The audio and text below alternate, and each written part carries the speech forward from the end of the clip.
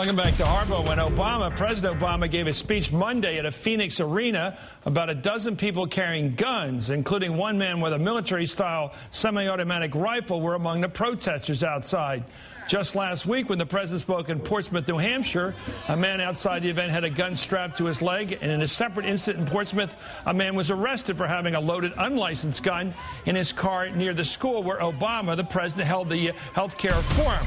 Ronald Reagan's host of the Ron Reagan Show on Air America Radio, and Alan Gottlieb founded the Second Amendment Foundation.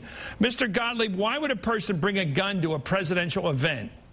Well, I think the only legitimate reason to bring a gun would be for self-defense, and in which case it would be a lot better to carry it concealed with a license to do so than open carry the way they were doing it. I think, quite honestly, politically it's not a very astute decision to make. While it's maybe legal, I think it doesn't help the pro-gun rights cause when you see people do that. What do you think is their motivation? I really think, Chris, that their motivation was they know that President Obama is very anti-gun rights, and they were basically in-your-face kind of thing saying, it's my right and I can do it. But I don't think it really sells well, and I don't think it gets much converts to our cause. You really believe that? Yeah. You're not just BSing me here right now. You really believe this is about gun rights and his position on gun rights, even though we've had Democratic presidents for years who take basically the same position he's taken on gun rights. And nobody's shown up at events carrying guns, ever.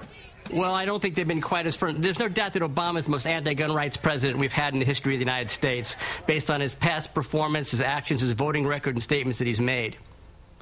And okay, I'm going to go. I don't agree with you, but you're right. I think there's a more deep-seated reason here. I think it has to do with people's sort of real ideologies involved here. Let me go to Ron Reagan. Ron, it seems to me the problem we've had with presidents is that people who've come to events with guns have used them.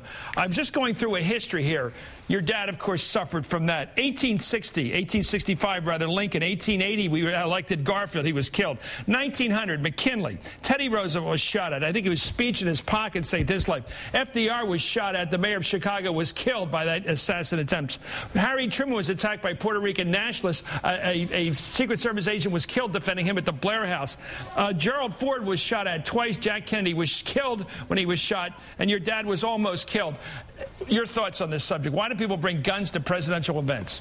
Well, I think it's a much bigger thing than Alan is suggesting. I don't think it's about Second Amendment rights. I don't think it's about health care or any of the specific issues here. The future is coming, Chris, and many people are scared of the future. This is one of those pivotal moments in our history when you can sense that something is happening, something is going to change, and many people get very frightened by that. Some people can hire lobbyists to push back against that change. Other people who don't have that capacity do things like carry guns around. Alan is quite right. The only real reason to carry a loaded handgun or assault-style rifle anywhere, hunting, target practice, or you intend to kill someone in self-defense. Now, they're not going hunting. They're not going for target practice. So who is it that they think they might have to kill? Well, they're holding up signs that say, talking about the Tree of Liberty needing to be watered with the blood of tyrants and patriots. Maybe that gives us a little hint there. What are the rules of engagement, Mr. Gottlieb, for the people who bring guns? In other words, under what circumstances would they use them in one of these crowded events? Well, first of all, take a look, Chris, what's legal and not, and it changes all across the country. Under what circumstances would they use the guns? Oh, well, in a public event like this with people crowding around a president at a school somewhere, under what circumstances at such an event, which is where they're bringing the gun, would they use it? Well, this is an outside rally area with people protesting on all sides of an issue, and sometimes they get violent. And for self-protection, you may want to protect yourself against somebody that wants to do some violence to you. Are you talking? I wish I had you under sodium pentothal, sir. Do you honestly believe that somebody brings these guns because they think somebody else in the crowd's going to kill them? Chris, I'm saying that's the legitimate reason to do so. No, but is that the motive here? Chris, no, I don't think that was the motive here, and I said that up front. I think that people were making a political statement. I don't think it was the right place or time to do so. If they're making a political statement, the guns don't have to be loaded, Alan. They could simply be empty on the strung on their back. But these are loaded handguns and assault-style rifles. There's no reason for that unless you're intending to use them. Well, I can't say that I disagree with you. I don't think it was an appropriate place to have those particular firearms. But let's be honest about it. All these people were there legally, lawfully. They did not threaten anybody.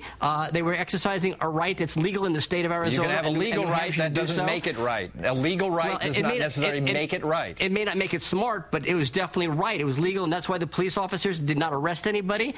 They were all legal, and everybody was very well behaved, as a matter of fact. So you might want to argue an armed society could be a polite society. Until the shooting starts, yeah. But there was no shooting, was there, at any of these events? Well, there could be. And think about the wisdom of strapping an assault rifle, a loaded assault rifle, to your back in the midst of a crowd you can't control. It's a little silly, isn't it? Somebody could grab that gun and do God knows what with it. It's really foolishness. I think I agree with you. I think it's foolishness. Well, I wouldn't do that. But at a rally like that, I might want to have my handgun, that I'm licensed to carry concealed on my person, and no one would even know it's there. And it would be for my self-protection, but I wouldn't be flaunting it. And quite frankly, it'd be safer for me because the element of surprise would not be on my side. Let me ask you, sir, if you were at the book depository in Dallas in 1963, and you happened to walk through one of the book depository rooms upstairs, and you saw a man with a rifle, what would you do? Well, in that particular case, I would have had my handgun with me, and I don't think we'd have a dead president. I think we'd have a dead assassin. How would you have known that person intended to use that rifle against the president? Well, I think it'd be kind of foolish. Because you say you have a right to carry these guns around with you. Chris, come on. If you see a guy pointing a rifle out a window at somebody, you know he's there for no good. No, I'm saying 5 seconds before the pointing. I'm saying just having the gun in proximity to a presidential event.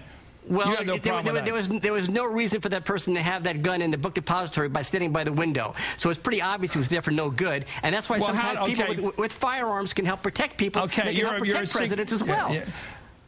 Now you're really getting loony. Let me ask you this. If you're a Secret Service agent, if you're a Secret Service agent and you're watching a crowd and you're watching the people with guns that are loaded, as Ron points out, do you have to have a special agent in each case watching each guy with a gun? Because it seems like that person would require special attention. What do you think? Well, Chris, this person wasn't anywhere near. If you were a Secret Service agent, he wasn't anywhere near where the president was. And my guess is there were no Secret Service people there. It was only local police doing crowd control because it was nowhere near where the president was. Let's be honest about it.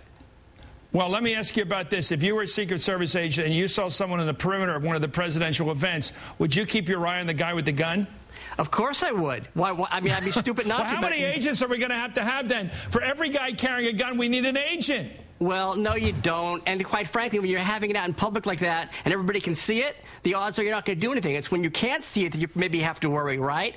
If people with loaded weapons are in the proximity, like Alan, speaking as somebody who has a little more experience than you do with the Secret Service, if you've got somebody with a loaded weapon at an event that the president is at or any other politician, you're going to have security personnel watching them. They're going to be watching them when they should be watching something else. Wait, again, you're right, but this wasn't an event where the president was at. He was not out in the street where these people were. Okay, well, let me tell you, last week we have an event where now about a dozen people carrying guns showed up in Phoenix with the president. A dozen people, sir. Well, that's a lot of people for Secret Service agents to keep an eye on. So let's just kill it right now. You say they brought the guns for simple reasons, for display purposes only, right? They didn't really bring them for self-protection. They brought them for display, like burning a flag. It was a symbol.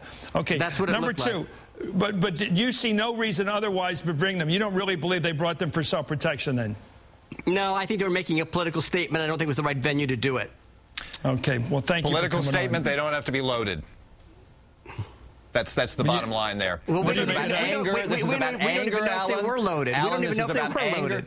Well, they were loaded. This is about anger, and anger and guns do not mix, and that's what we're seeing at these rallies. The fellow I had last week said, you're stupid. He had a gun. He said it was loaded, and he challenged me. He said, you're stupid. Never carry a gun unless it is loaded. He made fun of me for asking the question because he's a Second Amendment guy, and he knows you have to carry a loaded gun. He told me. Yeah, but you're making an assumption they all were loaded for all these people, and we don't know that. We know for a fact one man's guns were loaded, but we don't know they all were. You're making a statement that we don't really have any facts to back up. Well, if they weren't loaded, Chris is right. There's no point in carrying it. Then it's just a piece of metal that's worthless. Well, hold on. But then it's a political statement, isn't it? Is it? Is it a political statement or is it something else, Alan? Well, Ron, you just said it's to be a political statement. You don't have to have it loaded. That's true. But they did have them loaded, didn't they? At least one, it did have it loaded, right? The Second Amendment's clear, gentlemen. The Second Amendment, as interpreted by this Supreme Court, is you have an individual right to bear arms. My question is this: you have a right to jump around on a pogo stick. You don't go to church on a pogo stick. There's a right place and a right time. We agree on that, all three of us. Thank you, Ron Reagan. Chris. You bet, Thank you, Alan Godley.